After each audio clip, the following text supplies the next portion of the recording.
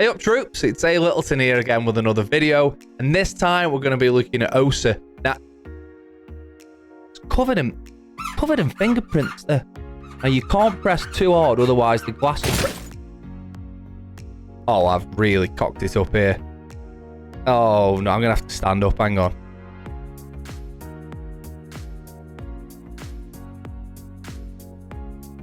Not ideal, that is it really? As I was saying, Osa is absolutely unreal. She's not used as much as I think she could be, but she's absolutely unbelievable when it comes to getting the diffuser down and post-ban situations. Now, I am going to say this later on as well, but this is the most important thing you can take from this video. Osa is not Monty. Please, please, please know that Osa is not Monty. Osa's at her most vulnerable with her shield out, and it doesn't cover her particularly well at all. They're strat straight from the Futility Esports strat book. So as usual, let's go through the loadout, some tips and tricks about the shield, and then we'll get into some maps and where I think she's used really, really well. That's enough of me waffling on. Get stuck into it. Okay, so let's get started with Osa's loadout then. And Osa gets access to the 5.56, which is the same gun that Thermite uses, and also the PDW, which is the same gun that Jackal uses. Now, depending on which way you're going to be playing Osa, both of these guns are really, really viable. If you're holding long angles and you're playing quite passively, then I would take the 5.56 with a longer range scope. If you're getting sort of more up close and in the enemy's face a bit more, I would take the PDW. That 800 fire rate is so good in close quarters, and the PDW is an absolute laser. Depending on how you're going to play it, passively, take the 5.56. Aggressively, take the PDW. However, secondary, you don't really get much of a choice. You're just going to be using the PMM. And when it comes down to secondary gadgets, I would always personally take smokes. However, claymores are a lot more viable now that you get two. So it just depends on the map that you're playing again. If you're going to be playing, say, attacking CCTV on Clubhouse, or you're attacking Exhibition on Skyscraper, and there's an obvious run out that you need to, or an obvious flank that you need to claymore off, then maybe have a look at taking the claymore. But ideally, you'd have another operator that can take the claymores instead, because the smokes are so useful when it comes to executing with Osa. But for me, I play a little bit more aggressive with Osa, so I generally use the PDW and the 1.5, but I can understand why people use the 5.56. It's probably my overall favorite gun in the game. So sometimes I do use this, but yeah, generally for me, it's PDW, PMM, and smokes. Okay, so let's get started with Osa's basics then. Osa has access to this thing, which is the Talon shield. Now, Osa can move around with this thing in a hand, but please, the first thing that I'm going to say before we get started with any tips and tricks, now hear me out, Osa is not Monty. The amount of people, and I'm looking at you, Morgan, the amount of people that play Osa just pushing towards an enemy like this is unbelievable. She's incredibly exposed just from the Talon shield because it's not that wide until you place it down. But it takes you forever to swap from the Talon shield to your gun. And if you're just pushing an enemy one-on-one like this with your shield, you're gonna die. Just honestly, don't do it. It'll never ever work out well unless you're playing someone who doesn't know what they're doing. So just please don't think you're Monty when you're playing Osa. Right, that's out of the way. In terms of placing the shield down, you place it wherever you like, really. You can place it in doorways, you can place it in windows, you can place it in random spots on the floor. Just like this. As you've placed it down, you can see where the sides used to be here. They now extend and fold out and fold round. So it now provides basically a deployable shield style size and shape, but it's two-way. So you can see through both sides of it. It's basically like a mirror window, but you can see both ways. They're incredibly useful to hold angles. Like, imagine, I know you're probably never going to need to hold split as such, but let's just say we needed to hold split here. You're completely safe from the other side. It's entirely bulletproof. And it's bulletproof both ways. You can't shoot through it, obviously, but obviously you can just peep up and shoot over the top of it. Now, when it comes to moving or redeploying the Talon shield, there's a couple of things you can do with it. So, you can see this red bar at the bottom here. So, that acts like the gas canister on a mirror window. If you shoot that, it's going to destroy the shield, much like a mirror window, and be completely destroyed.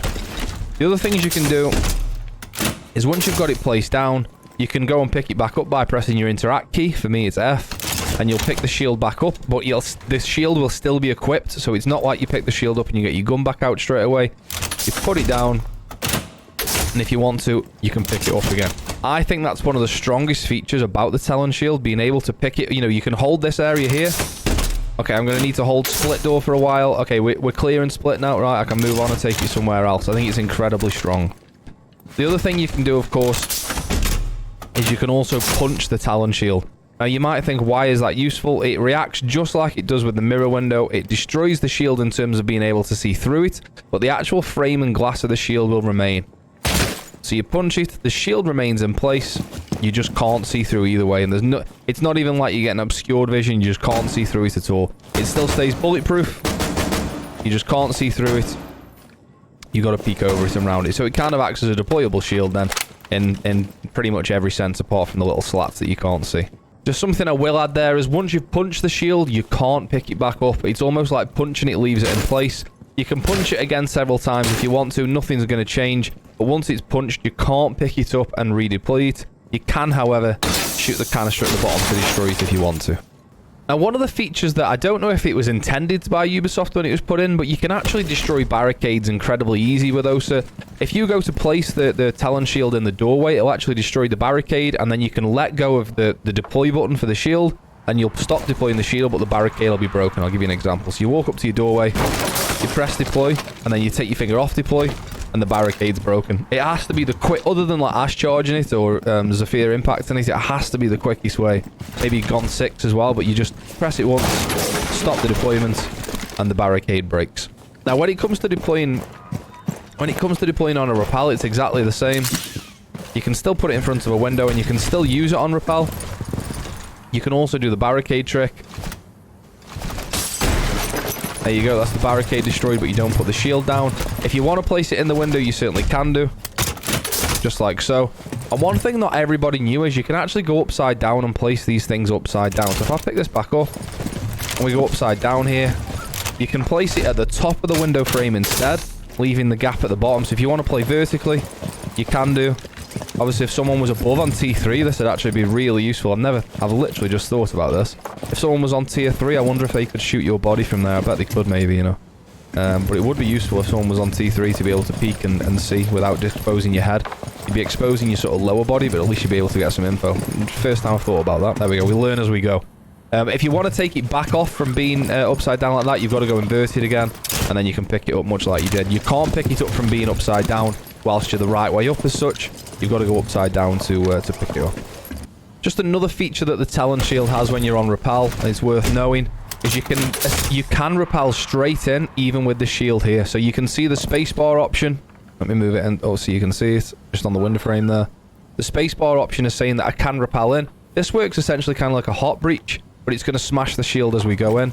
So even with the shield there, we can just force through it, and it destroys the shield as you go. That's a really useful thing to do on like consulate CEO windows, because they see the OSA shield there and think, right, I don't have to worry about that angle for a little bit, and you can just rappel straight in.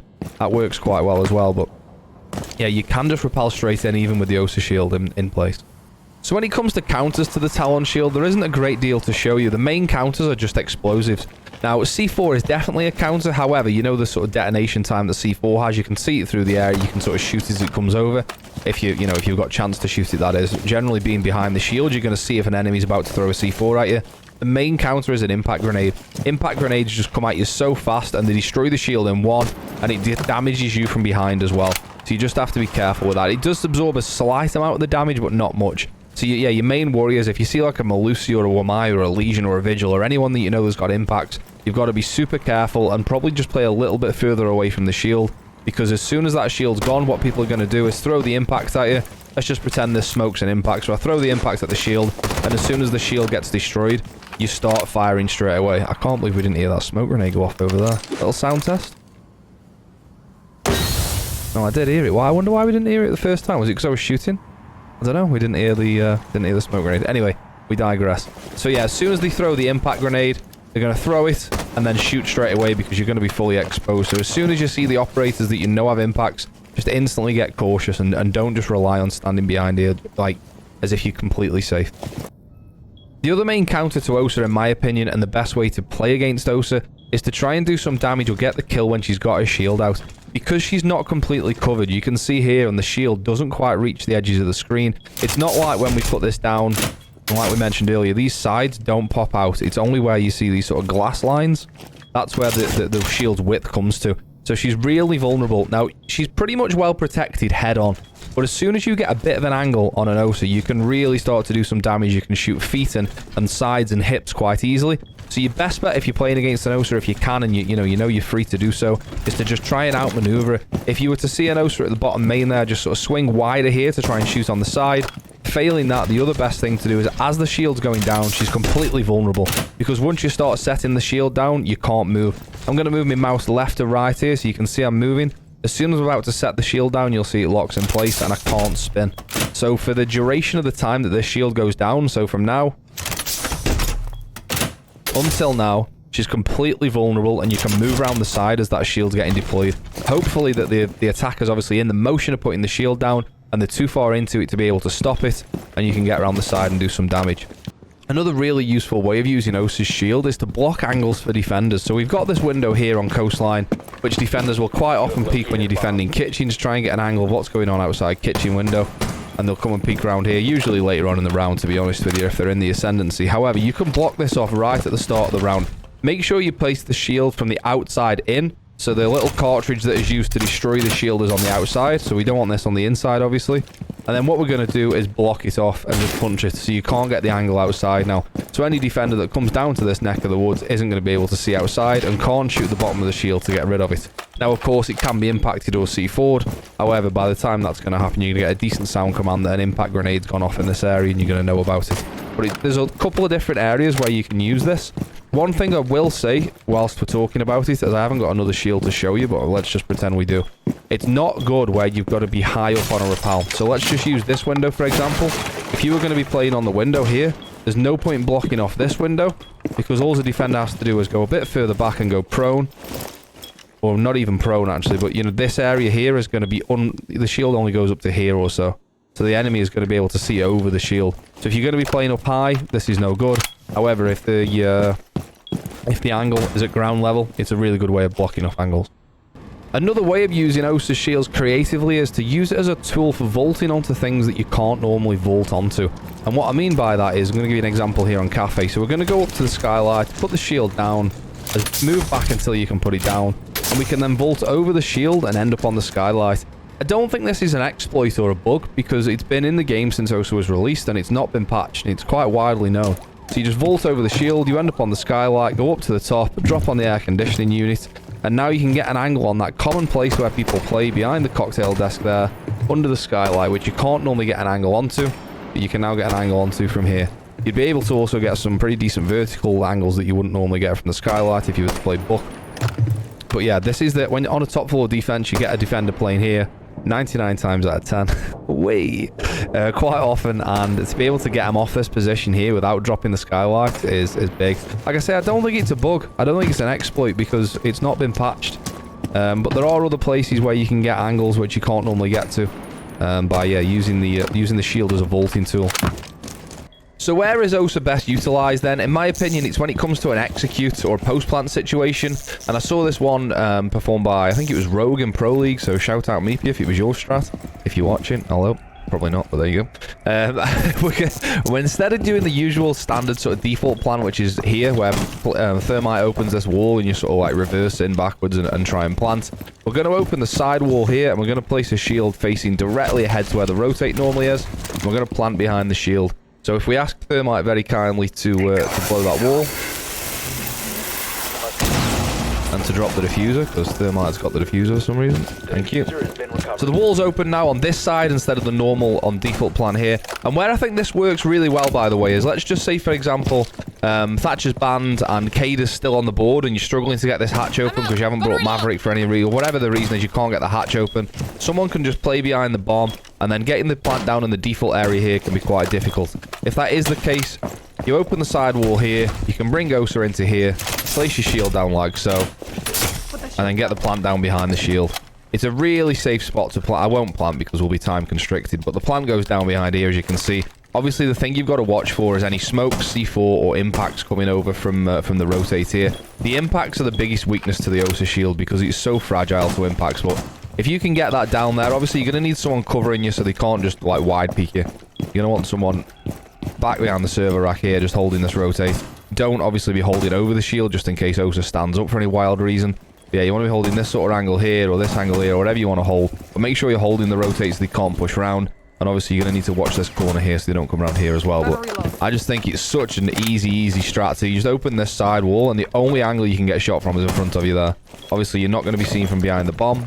If you are behind the bomb, you can just about see the shield, but you're going to have to really get around here to get an angle. And by that point, the person that's behind the server rack is going to put you in the dirt. Really useful place to play Osa. Thank you, Pro League. Thank you, Rogue. Another map and another area that I really like to play Osa is here on Clubhouse. However, I've brought smokes with me, but let's just pretend I've bought claymores. And you're going to put a claymore down on both of the windows here, on gym and bedroom, to stop the run out. You're then going to put an Osa shield on construction window. And then an Osa shield on cash window. Rappel up next to cash window. Now you've got to be super careful here not to expose yourself to anyone that's holding there from construction, because that is obviously a place you can get peeked from. But you can use this to get a better angle into cash, up and over the soft wall. Anyone that's bandit tricking, obviously early on in the round, they're going to struggle to do that when you're there. I don't know why I've just gone upside down, but I can't turn back around. There we go. I was stuck upside down then. I couldn't turn back around. That was weird. But you can, obviously, I've done it again. Why have I done that? Why do I keep flipping upside down? I keep pressing crouch for some reason. But yeah, you can hold, obviously, red. The garage rotate is pretty useful to hold. But yeah, it's just a good place to get an angle and put pressure on.